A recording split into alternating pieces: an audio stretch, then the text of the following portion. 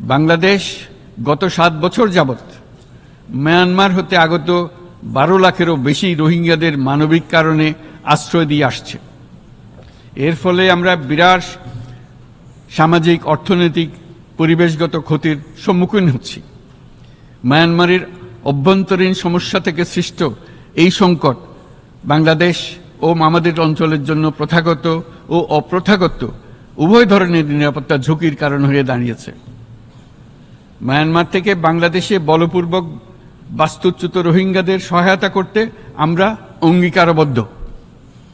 আমরা রোহিঙ্গাদের জন্য মানবিক সহায়তা কার্যক্রম চালু রাখা এবং তাদের টেকসই প্রত্যাবর্তন নিশ্চিত করার উদ্দেশ্যে আন্তর্জাতিক সম্প্রদায়ের পর্যাপ্ত সহায়তা অব্যাহত রাখার আহ্বান জানাচ্ছি।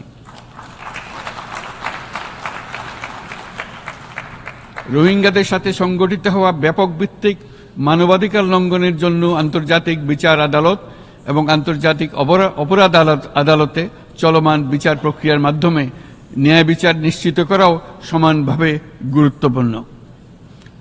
রোহিঙ্গারা যাতে নিজ দেশে স্বাধীন এবং মর্যাদাপূর্ণ জীবনযাপন করতে পারে সেই লক্ষ্যে অনুকূল পরিবেশ তৈরিতে জাতিসংঘ অন্যান্য আন্তর্জাতিক প্রতিষ্ঠানের ধারাবাহিক প্রচেষ্টার প্রশংসা দাবিদার।